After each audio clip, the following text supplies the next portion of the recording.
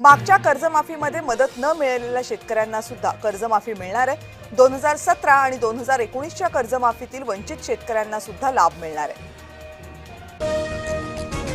शेतकऱ्यांसाठी आताच काही मिनिटांपूर्वीच्या 50 ताज्या झटपट ठळक बातम्या।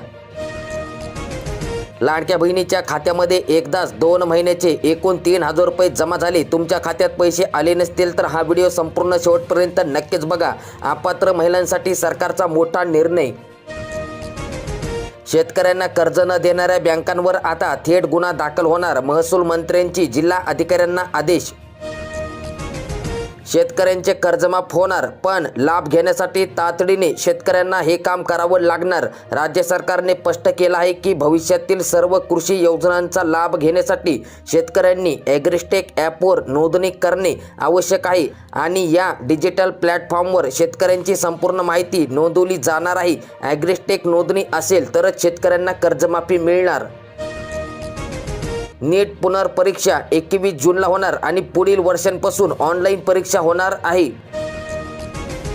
सध्या बाजार समितीमध्ये भुईमुग शेंगांना 7400 रुपयांपर्यंत भाव मिळत आहे। आधारभूत किमतीमध्ये केवळ 72 रुपयांची वाढ झाली। मक्याला प्रति क्विंटलच्या दरामध्ये 10 रुपयांचीच वाढ। राज्यात 2 लाखांपर्यंत कर्जमाफीची तयारी। अकोला जिल्ह्यातील 45,000वर शेतकऱ्यांना लाभाची शक्यता। 30 जूनपूर्वी लाभ मिळण्याची शक्यता आहे। तोकड्या हजारो शेतकऱ्यांचा एल्गार। पीक विम्याविरोधामध्ये शेकडो ट्रॅक्टरसह एसडीओ कार्यालयावर महामोर्चा। विमा खात्यात जमा झाल्याशिवाय उठणार नाही अशी शेतकऱ्यांची भूमिका। अतिवृष्टी 3 वेळा तरी देखील पीक विम्यातून वगळले। खरीप हंगाम तोंडावर आहे। अकोला जिल्ह्यातील अपडेट। कडाक्याच्या उन्हामध्ये मान्सूनची सुखद चाहूल। पावसाचा अंदाज बदलणार। 37 वर्षांपूर्वीचा तापमानाचा रेकॉर्ड तुटण्याची शक्यता आहे। नांदेड जिल्ह्यामध्ये कालपासून जनगणनेला प्रत्यक्ष सुरुवात झाली। हिंगोलीमध्ये मे आणि जून महिन्यांची एकाच वेळी धान्य वाटप सुरू। स्वस्त धान्य दुकानावर लाभार्थ्यांची गर्दी पाहायला मिळत आहे। ई पीक पाहणी आता होणार बंद। पीक पाहणीच्या अचूकतेसाठी मिळणार विद्यार्थ्यांची साथ। लाभार्थ्यांना हयातीचे प्रमाणपत्र सादर करण्याचे आवाहन करण्यात आले। संजय गांधी निराधार व श्रावणबाळ निवृत्ती वेतन योजना या योजनेचा लाभ घेत असाल तर तुम्हाला हयात प्रमाणपत्र सादर करावे लागणार आहे। 30 जूनपर्यंतच HSRP नंबर प्लेटला मुदतवाढ देण्यात आली। संत्रा आयात शुल्क परतावा योजना रद्द। राज्य सरकारचा मोठा निर्णय। संत्रा प्रक्रिया उद्योगांना चालना देणारे नवीन धोरण तयार करण्याची शेतकऱ्यांची मागणी। लिंबाच्या दरामध्ये घसरण। शेतकरी आर्थिक संकटामध्ये। लिंबाला 40 रुपये प्रति किलोपर्यंत भाव मिळत आहे। शेतकऱ्यांना लागले कर्जमाफीचे डोहाळे, पण हवी कायमची कर्जमुक्ती। खरीपांच्या पेरणीसाठी पैसे आणायचे कुठून? शेतकऱ्यांचा सवाल। जिल्हा बँक आणि सोसायट्यांमध्ये कर्जासाठी शेतकऱ्यांच्या रांगा।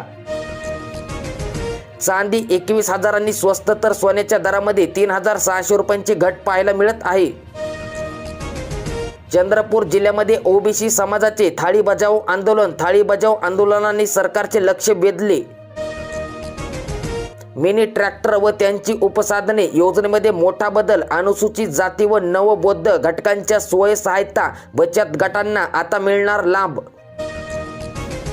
23 वर्षामध्ये धान्यांच्या हमीभावामध्ये केवळ 1891 रुपयांची वाढ झाली। खते बियाण्यांचे दर चौपट। उत्पादन खर्चावर आधारित भावांचे आश्वासन ठरले पोकळ।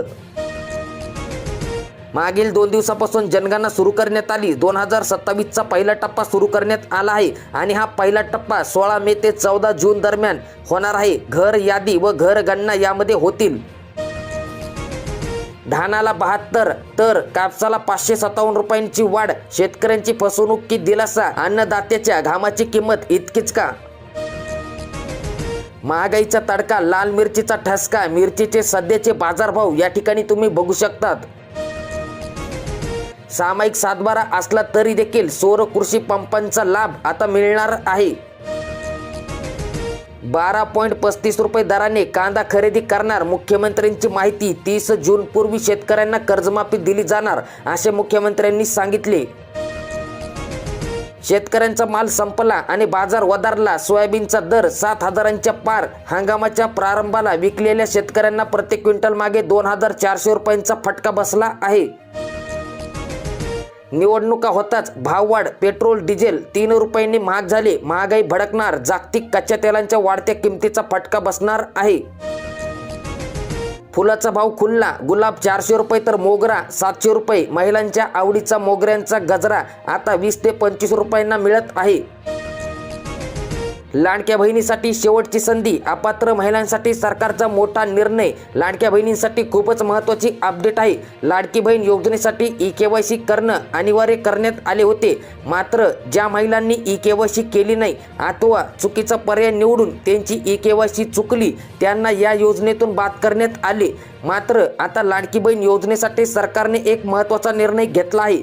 ई-केवायसी करताना योग्य कागदपत्र सादर करू न शकलेल्या महिलांसाठी एक संधी देण्यात आली. लाडकी बहीण योजनेत ई-केवायसीच्या दुरुस्तीची शेवटची तारीख 30 एप्रिल होती. मात्र ज्या महिलांनी कागदपत्रे सादर केली नाहीत त्यांनी महिला व बाल विकास कार्यालयामध्ये जाऊन कागदपत्रे सादर करता येणार आहेत आणि ही महिलांसाठी शेवटची संधी आहे. युद्धजन्य परिस्थितीमुळे खत वाटपांची भीती. खरीप हंगामापूर्वीच शेतकऱ्यांकडून खताच्या खरेदीला वेग आला. चिखलीमध्ये रासायनिक खतांची आगाऊ खरेदी करण्यात आली. बुलढाणा जिल्ह्यातील अपडेट. 14 कृषी केंद्राचे परवाने निलंबित आणि 2 कृषी केंद्रांना सक्त ताकीद. गडचिरोलीमध्ये खत दुकानदारांविरोधात कठोर पाऊल. धानाचे बोनस व उद्दिष्ट वाढवा. भारत अमेरिका शेती रद्द करा. मागणीसाठी किसान सभेचे तहसीलदारांमार्फत मुख्यमंत्र्यांना निवेदन. नाहीतर अन्यथा तीव्र आंदोलन करणार.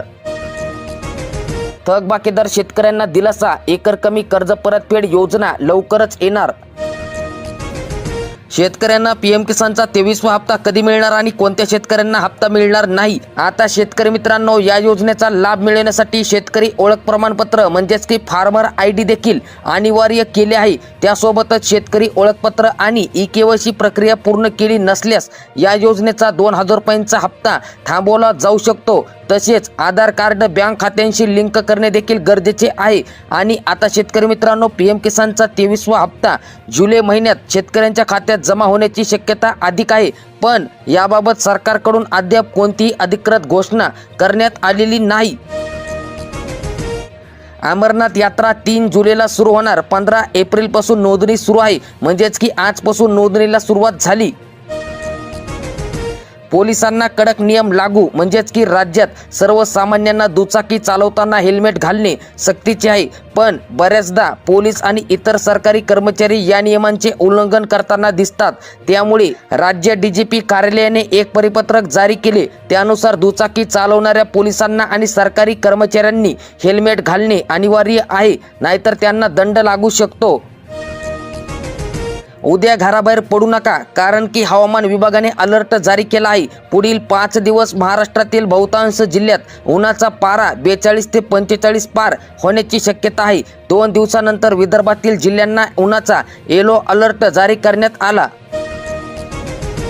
हळदीचे दर गेल्या काही दिवसांमध्ये स्थिर झाल्याने शेतकऱ्यांच्या चिंतेत भर पडली. बाजार समितींमध्ये सरासरी 13,000 रुपये प्रति क्विंटल दर मिळत असून आवक 7 ते 7,500